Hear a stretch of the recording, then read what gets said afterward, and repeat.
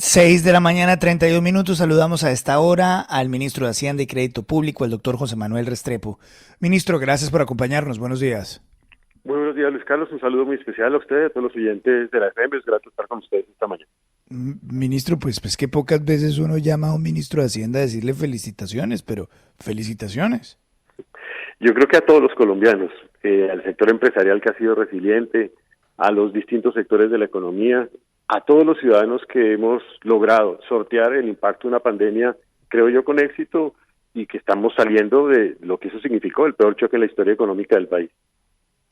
Esto, ministro, suma al que ya había sido un rebote en esta misma medición el año pasado, ¿verdad? El primer trimestre del año pasado también fue positivo.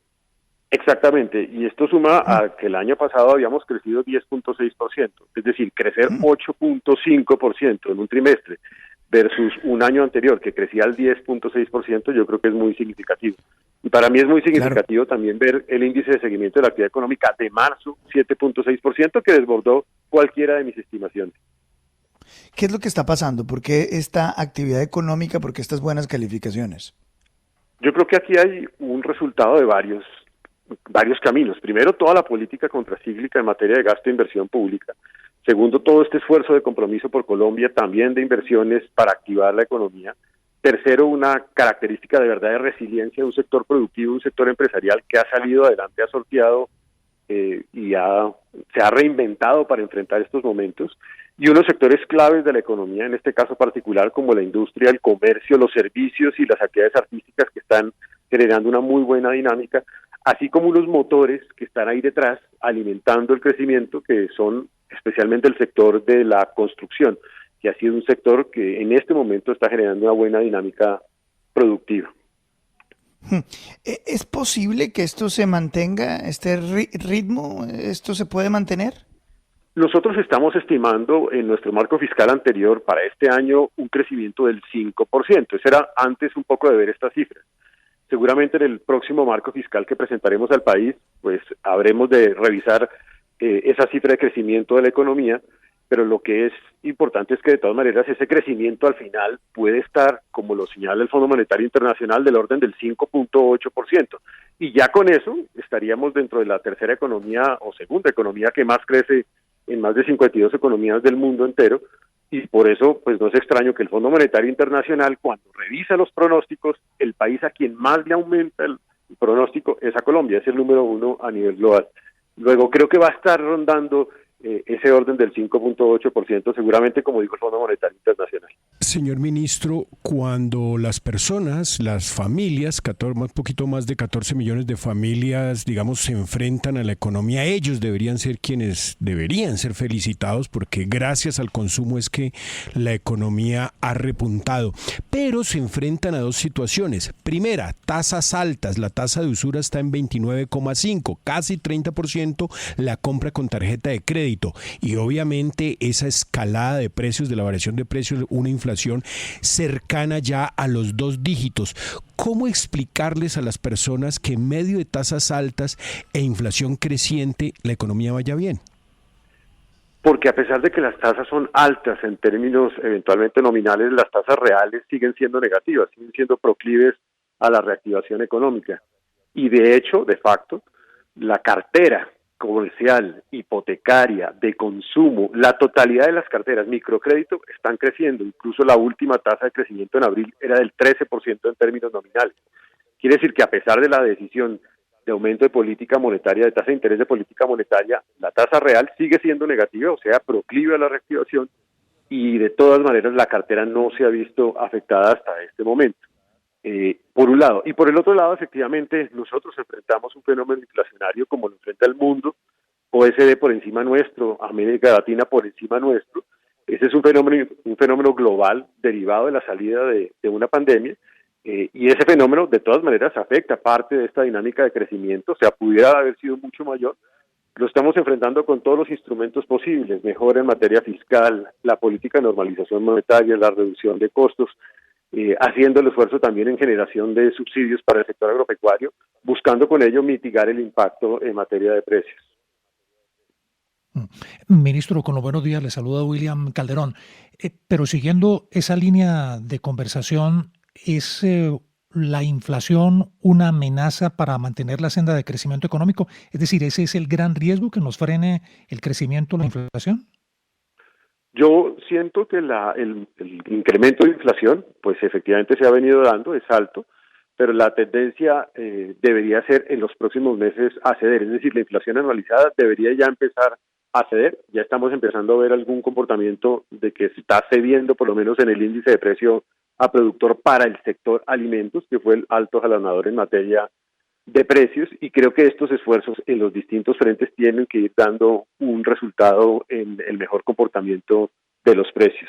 Ahora, Sí. una cosa importante adicional es que este es un crecimiento que no viene ajeno a los temas sociales, es un crecimiento que recuperó el 90% del empleo que perdíamos en pandemia, es un crecimiento que recuperó el nivel de pobreza multidimensional o retornó al nivel de pobreza multidimensional que teníamos antes de pandemia.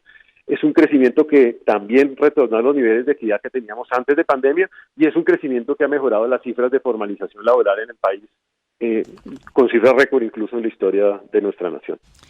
Bueno, doctor,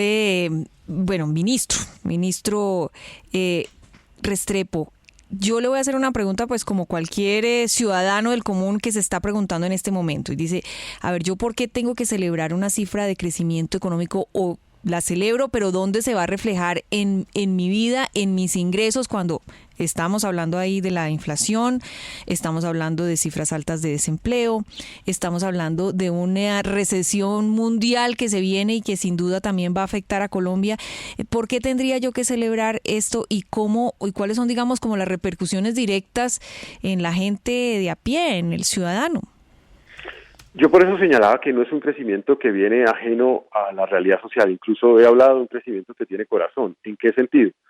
En el sentido de que, derivado de este crecimiento, Colombia logró que 1.4 millones de personas salieran de la pobreza en nuestro país. Ese es un avance que beneficia a un grupo importante de personas y de familias. Este ha sido un crecimiento que mejoró los niveles de equidad, es decir, ha contribuido a que haya mejora en los niveles de equidad derivado de la inequidad que se aumentó, fruto del impacto de la pandemia. Ha sido un crecimiento que ha permitido que 5 millones de colombianos que perdieron su empleo, que no lo tenían recientemente por la pandemia, lo recuperen y que en buena medida ese aumento en generación de empleo sea formal, o sea, que sean personas que están en este momento aportando al sistema de seguridad social, de tal manera que es un empleo de más calidad. Y finalmente, pues es un crecimiento que comparativamente con el mundo, sí, al mundo no le está yendo tan bien en materia de crecimiento. Incluso el Fondo Monetario Internacional prevé caída de crecimiento en países desarrollados, en países OECD, en América Latina, pero de los pocos países a quienes, por el contrario, el Fondo Monetario señala que van a crecer más, es el caso de Colombia. Luego, es un país que se destaca en ese concierto internacional también. Señor ministro, comparto con usted cuando dice que el manejo económico del periodo, digámosle post-pandemia, pues ha ayudado mucho a que las familias tengan ingresos y que el consumo, digamos, se haya dinamizado. El papel del gobierno ha sido fundamental en este crecimiento, pero eso lleva a que el déficit fiscal, el gobierno lo vaya a entregar más o menos al mes de agosto, en torno un poquito más del 6% y la deuda externa seguramente esté en unos 62% del Producto Interno Bruto. ¿Es inminente que el próximo gobierno tenga que presentar una reforma tributaria tipo mes de noviembre? En este año, Fernando, nosotros hemos hecho un esfuerzo significativo para reducir el déficit fiscal. Nosotros logramos reducirlo en casi 3 puntos porcentuales entre el 21 y el 22 del PIB. Y hemos logrado que el nivel de deuda pública que teníamos como meta en la Ley de Inversión Social y en el marco fiscal anterior, que estaba establecida para el 2032, se vaya a dar en este año, 10 años antes. O que la deuda pública respecto del PIB se empezaba a reducir en el 2025 antes, ahora se redujo desde el 2021. Quiere decir que, como resultado de esta reactivación, que a su vez genera un mejor recaudo y la buena dinámica en general del comportamiento de los productos que produce Colombia, están generando un mejor comportamiento. Nosotros en la Ley de Inversión Social habíamos señalado que hacia adelante se requería un esfuerzo adicional en materia fiscal y que ese esfuerzo era del orden de una tercera parte de la totalidad de lo que se recogía en la Ley de Inversión Social.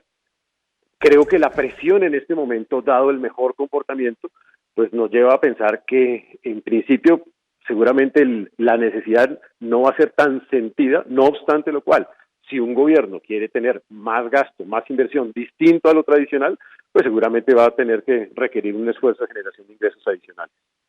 A propósito de eso, justamente, señor ministro, lo saluda Juan Lozano. El candidato Gustavo Petro volvió a decir en el fin de semana en una entrevista con El Tiempo lo que ya le había dicho a la República en días pasados, y es que le apuntará principalmente al aumento de gravámenes sobre dividendos para mejorar los recaudos fiscales, que su foco serán esos recursos adicionales que provendrían de gravar con mayor severidad los dividendos. ¿Qué opina usted del gravamen más fuerte a los dividendos? Pues yo creo que, digamos, independientemente de las propuestas, porque pues no me suelo referir a las propuestas de candidatos menos en un año electoral. Yo creo que la totalidad de las propuestas que se hagan por parte de los candidatos hay que hacerles una evaluación en varios sentidos. Hay que hacerles una evaluación en qué impacto están teniendo en el crecimiento potencial de mediano y de largo plazo del país. O sea, ¿van a afectar el crecimiento? ¿Van a aumentarlo o van a disminuirlo? ¿Qué impacto están teniendo en el fisco de la nación? Es decir, ¿van a aumentar el gasto público sin una fuente de financiación? ¿Qué impacto social están teniendo? Particularmente en la discusión sobre el impuesto a los dividendos y sobre el impuesto al patrimonio, aquí se hizo una reflexión cuando se abordó la ley de inversión social, y la discusión que tuvimos en su momento es, nosotros tuvimos que hacer un esfuerzo en donde el sector privado puso buena parte del aumento en el recaudo. La pregunta es si existía la capacidad de aumentar aún más estos impuestos al sector productivo. Y la respuesta es que no era conveniente simultáneamente subir la tarifa del impuesto de renta y de la misma manera subir el impuesto al patrimonio y el impuesto a los dividendos, porque terminábamos afectando doblemente a los inversionistas, que son la fuente a través de la cual se genera una dinámica productiva en un país, entre otras además exacerbando la tarifación al sistema productivo. Entonces, en su momento se adoptó que ese no era el camino. Creo que ese tipo de debate seguramente hay que hacerlo de aquí en adelante. Señor ministro, ¿cómo están evaluando ustedes la medida de política pública del Ministerio de Comercio para bajarle aranceles a los insumos con el fin de poder responder a la inflación? Porque lo que hemos visto, a pesar de la cifra muy importante de crecimiento, es que la inflación continúa siendo un problema para los colombianos. ¿Esas medidas sí están funcionando o hasta ahora no han dado los resultados esperados? Yo creo que en materia inflacionaria, como lo dije antes, dado que este fenómeno global, nosotros hemos aplicado la totalidad de la herramienta posible, que entre otras además se han venido aplicando a nivel internacional. La herramienta incluye política de normalización monetaria para enfrentar eso que se denomina inflación de segunda vuelta, que es una inflación de demanda, esfuerzo de reducción del déficit fiscal para que haya menos presión sobre tasa de cambio, el acompañamiento a los más vulnerables, por ejemplo, a través de programas como Ingreso Solidario, para preservar su capacidad adquisitiva, y los esfuerzos de disminución de costos por la vía, en este caso, de insumos en productos que se utilizan como insumos en el proceso de producción agropecuaria y de alimentos. Este esfuerzo se hizo primero a través de la reducción de aranceles y segundo se hizo a través de la exclusión de los fletes de la base gravable de aranceles y de IVA. Nosotros hemos acompañado esa medida porque creemos que es una forma a través de la cual se puede continuar con nuevos instrumentos para enfrentar el impacto inflacionario. Señor ministro, la pregunta para usted es que uno ve estos números, ¿cierto? Y ve lo que está logrando el gobierno al final de su administración. Y se pone a pensar un poco sobre la realidad que vivimos en Colombia, no lo que nos dicen los medios, no lo que nos dicen los medios de oposición, no lo que nos dicen los tuiteros de turno. Y la realidad es que no nos fue mal, ¿no? De hecho, nos fue bien. Estos números son positivos. La recuperación de la pandemia salió bien. Se vacunó a la gente cuando todo el mundo decía, esto no lo van a lograr. Este fue un gobierno muy difícil. O sea, los últimos años para todo el mundo fueron muy difíciles. Y sin embargo, Colombia navegó esas aguas tortuosas, difíciles, complejas, que anticipaban una debacle total y lo manejó bien. Eso es lo que dicen los números. Pero eso no es lo que dice la gente en la calle. no es el sentimiento de muchos en el país. Y tampoco es el sentimiento de lo que reflejan las encuestas electorales, que piden un cambio. ¿Qué pasó? ¿Por qué estos buenos números no se pudieron capitalizar, según su visión? Es una pregunta muy difícil, Luis Carlos. Es una pregunta en donde también hay que sacar lo poco de politólogo que uno tenga. Yo personalmente creo que aquí estamos enfrentando un escenario de una enorme polarización, también de posverdades en cierta medida, de mucho de populismo también. Nadie niega que durante la pandemia las circunstancias fueron difíciles para muchas personas, familias y empresas, y que tuvimos que tomar esas decisiones, entre otras de cierre de actividad productiva, por proteger lo más sentido que tenemos como seres humanos, que es la vida, y hoy con vida estamos aquí charlando y oyéndonos. Lo importante es que aquí se hizo todo lo posible e imposible, más de 170 decretos legislativos, más de 900 medidas, en muy poco tiempo, para enfrentar el impacto del peor choque en la historia económica de nuestro país, y que aquí estamos demostrando que estamos saliendo adelante, que Colombia incluso va a llegar muy rápidamente al nivel de PIB que hubiera tenido si no hubiera existido pandemia en el país, recuperando empleo, recuperando niveles de pobreza, de aumento de pobreza o de aumento en el desempleo. Esto pues no soluciona ni las posverdades seguramente, ni el populismo, ni la polarización del país. Creo que ahí también puede haber una explicación, y es parte de esos escenarios. Aprovecharon un momento difícil en la historia del país para nutrirse, para nutrir su polarización, para nutrir su populismo y para nutrir sus posverdades. Pero aquí los hechos son los hechos y los datos son reales, y no los digo yo, los dicen los actores internacionales, y están demostrando este resultado. Ahí le quedaría a uno solamente decir, hombre, sí, felicitaciones por los números, pero no felicitaciones por no haberlos capitalizado, por la situación en la que Colombia se encuentra actualmente políticamente hablando. Una última pregunta, señor ministro. Teniendo en cuenta lo que se está viendo en el mundo, un escenario de una desaceleración de los Estados Unidos que estamos viendo, una posible estanflación americana, que significa poco o nada de crecimiento, y altos datos de inflación, acompañado en el caso de Estados Unidos por altas tasas de interés. Y en Colombia uno podría ver esto en el mediano plazo. Ya tenemos la inflación, sumado más la devaluación, y en cualquier escenario para hacer sostenibles los programas de gobierno actuales, y si viene Gustavo Petro, pues más programas sociales, significará mayores impuestos. Lo que se viene, ¿cree usted, como lo vemos muchos, es una tormenta económica muy compleja la de los 2 próximos años? A ver, yo creo que hay que ir esperando a ver cuál es el desenvolvimiento a nivel global de la situación económica, es decir, qué tanto de esto va a desacelerar el crecimiento o a generar una recesión, que sería distinto. Claramente un escenario de recesión en Estados Unidos o en países desarrollados pues puede afectar a un país como el nuestro, y en ese orden de ideas hay que estar preparado respecto de ese escenario. Yo todavía no sería necesariamente, no necesariamente anticiparía que va a haber tal recesión. Creo que claramente va a haber una desaceleración, y en ese orden de ideas, en este momento que Colombia está teniendo mejor dinámica que del mundo, pues tiene que aprovechar el momento para sacarle jugo, pero simultáneamente también tiene que ser muy prudente, y por eso el esfuerzo de ajuste gradual y ordenado de las finanzas públicas debe continuar, no termina aquí. Hay que seguir haciendo la tarea para disminuir el déficit fiscal, generar superávit fiscal primario y continuar en la senda de reducción de deuda pública respecto del PIB. Esa tarea no se puede dejar de emprender. Y en simultánea con esto hay que enviar un mensaje muy tranquilizador a mercados internacionales, señales positivas, en el sentido de que la inversión siga su marcha llegando a nuestro país, porque finalmente es el financiador del 70% de ese balance en cuenta corriente de Colombia, y además es una de las razones por las cuales nosotros podemos hacia adelante sostener también tasa de cambio.